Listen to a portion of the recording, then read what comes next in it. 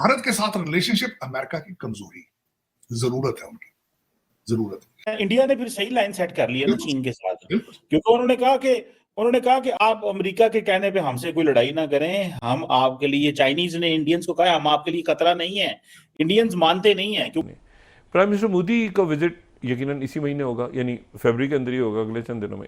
Donald Trump ने south Asia में सबसे पहला call prime minister Narendra Modi को किया, जो कि भारतीय वजीर आजम है। इंडियन प्राइम मिनिस्टर मोदी के साथ जो गुफ्तगू हुई है प्रेसिडेंट ट्रंप की, वो बड़ी इंटरेस्टिंग है। अच्छा, जो इंडिया की तरफ से आया है ना, वो तो बड़ा उनका जबरदस्त है। डोनाल्ड ट्रंप साहब की और नरेंद्र मोदी साहब की कॉल हुई है, और सुनने में आ रहा है तार साहब के मोदी साहब जो है वो फरवरी में जा रहे हैं वॉशिंगटन व्हाइट हाउस में। इस तरह का एजेंडा इंडिया और अमेरिका का हो सकता है। और दूसरा तार साहब, ये जो इंडिया और चाइना की नॉर्मलाइजेशन है, चाइनीज कह रहे हैं कि आप स्ट्रेटेजिक, वो जिसे कहना हाइट से, एक लफ्ज उन्होंने इंट्रोड्यूस किया है स्ट्रेटेजिक हाइट, कि ऊपर से देखें, हम जो है आपके दुश्मन नहीं हैं। ये चाइनीज इंडियंस को कह रहे हैं। एक आपके हवाले से बताना चाहूंगा, मोदी साहब का पहला ये आनर होगा उसमें कि वो आएंगे आपके साउथ एशिया के अंदर, पहला लीडर को आएगा व्हाइट हाउस में। और डॉक्टर जयशंकर के पास ये एजाज हासिल है उनको कि जो एक तो टेबल के सामने जो पहले बैठे थे, साउथ एशिया के पहले बंदा था जो इनाग्रेशन में था, फिर पहले बंदे थे वो जिन्होंने मार्को रूबियो के साथ पहली मुलाकात। आप इससे अंदाजा लगा लें। और दूसरा, मैंने आपको बताया था, भारत के साथ रिलेशनशिप अमेरिका की कमजोरी, जरूरत है उनकी, जरूरत है। उसकी वजह यह है कि उस कमरे के अंदर देख लेना कि भारतीय कितने बैठे थे, क्यों बैठे थे, अपने इंटेलेक्ट की वजह से बैठे। इस पे भारत के हवाले से ये कहना चाहूंगा कि यहाँ पे सारा चलाने वाला भारतीय है। आपको देखना होगा, आर्टिफिशियल इंटेलिजेंस एडवाइजर जो कृष्णा है, भारतीय। अमेरिकन के पास क्या चॉइस है? 12 साल से अपने बच्चे नशों पे लगा दिए, सर्वाइव कर रहा है अमेरिका आज जो दुनिया में। It is due to the Indian mind.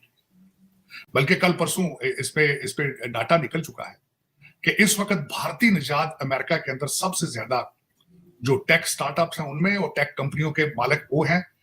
और इस वक्त जो उनका, मेरा मकसद उनका ये वो जादू सर चढ़ के, वो सही जादू जिसको कहा जाता है, ये हमारे फर्स्ट लेडी वाला काला जादू नहीं चाहिए, मतलब दिमाग का जादू। इंग्लिश में 2 फिक्रे लिखने की सलाहियत नहीं रखती इस वक्त मेजॉरिटी ऑफ द नेशन। जो उसमें चीमा साहब, जो मोदी साहब आएंगे, जो उनकी टेलीफोनिक कन्वर्सेशन है, एक तो फरवरी में आ रहे हैं, फिर उसके बाद अप्रैल में इनकी मुलाकात होगी फ्रांस के अंदर भी, और फिर इनकी ये जो अगली आपकी मीटिंग हो रही है क्वाड की, उसमें मुलाकात होगी। उनके पास इस वक्त कोई चॉइस नहीं है कि वो लीन करें इंडिया की तरफ, टेक्नोलॉजी की वजह से, एक एजुकेटेड मिडिल क्लास की वजह से, एक बहुत बड़ी मार्केट की वजह से, और फिर तीसरी बात यह है कि दुनिया के लिए वो खतरा नहीं। आप लाइबिलिटी हैं, वो दुनिया के टेक्नोक्रेट प्रोड्यूस कर रहे हैं। आप जिहाद की तरफ लोगों को, बच्चों को लेके जा रहे हैं, वो आईटी की तरफ लेके जा रहे हैं। डीप सीक आया है, उसका बहुत जल्दी आप अगला देखेंगे, भारत का निकलेंगे सॉफ्टवेयर डीप सीक के मुकाबले में।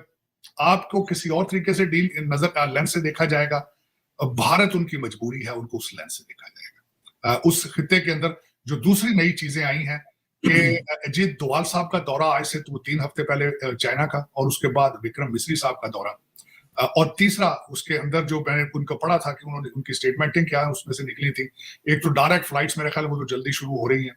भारत को चलाने वाले भी दे आर वेरी एक्सपर्ट और दे आर वेरी नेशनलिस्ट। उन्होंने चाइना से किकबैक्स लेके दुबई में और लंदन में प्रॉपर्टी लेने का कोई प्रोग्राम, मुझे तो खैर अभी तक नहीं पता। मोदी साहब व्हाइट हाउस में आएंगे, फ्री ट्रेड की बात होगी जो इस वक्त यूके के साथ उनकी थी।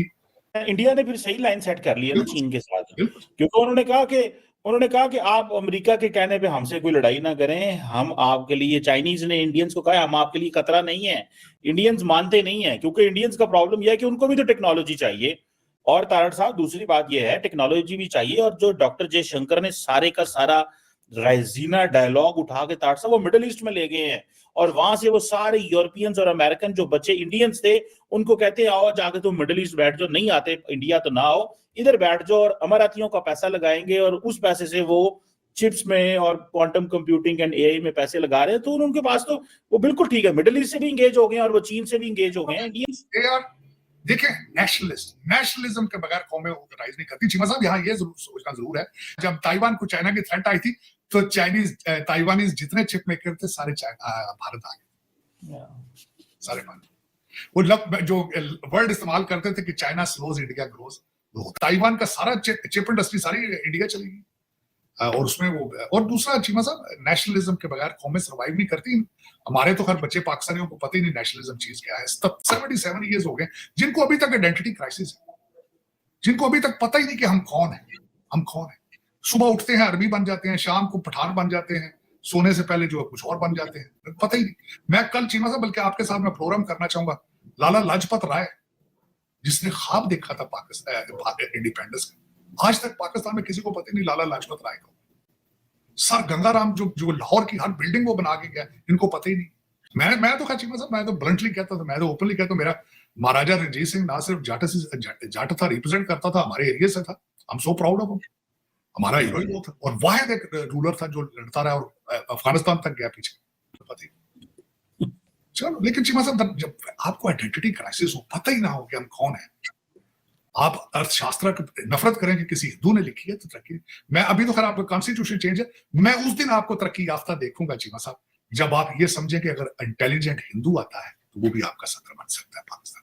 अब पैरेलल पावर्स भी उठ गई हैं, अब चाइना है, ब्राजील है, इंडिया है। नरेंद्र मोदी एशिया के पहले ऐसे लीडर हैं जिनको अमेरिका के नए राष्ट्रपति डोनाल्ड ट्रंप ने टेलीफोनिक कन्वर्सेशन में इंगेज किया, और इस दौरान इंडिया अमेरिका रिलेशनशिप पर बात हुई, और साथ ही साथ एक मुआहदा भी हुआ कि अमेरिका के अंदर जाएंगे प्राइम मिनिस्टर मोदी विजिट के लिए फरवरी के महीने में, और ये किसी भी डिग्नेटरी की पहली विजिट होगी अमेरिका में, जो कि बहुत ही सिग्निफिकेंट है क्योंकि अभी अभी अमेरिका में नई एडमिनिस्ट्रेशन बैठी है, और ऐसे में जो भी लीडर सबसे पहले जाएगा उसकी सिग्निफिकेंस पूरी दुनिया में ऑटोमेटिकली बढ़ जाएगी।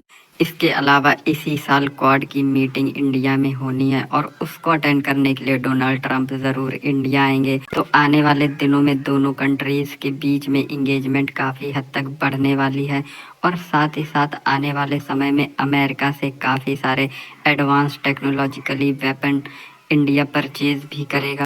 इसके अलावा चाइना भी अब इंडिया के साथ सलाह करना चाह रहा है। उसका रीज़न ये है क्योंकि अमेरिका अब इंडिया का काफ़ी अच्छा दोस्त बन चुका है, और इंडिया अमेरिका के रिलेशन डोनाल्ड ट्रंप के टाइम पे काफ़ी पीक पर पहुंचने वाले हैं, और चाइना को ये सारी चीज़ें समझ में आ रही हैं, और वो अब इंडिया के साथ अच्छे रिलेशन चाहता है, क्योंकि चाइना नहीं चाहता इंडिया से भिड़ना, क्योंकि वो समझ चुका है कि इंडिया साइज़ में इतना बड़ा है और ताकत में इतना ज़्यादा है कि सीधे सीधे चाइना अगर इंडिया से लड़ता है तो उसमें चाइना का भी बहुत सारा कोलेटरल डैमेज होगा, और ये चाइना बिल्कुल भी नहीं चाहता। इसीलिए उनका कहना है कि भारत हमें दुश्मन की नज़र से ना देखे, क्योंकि हम भारत के दुश्मन नहीं दोस्त हैं, और मिलकर काफ़ी तरक्की कर सकते हैं।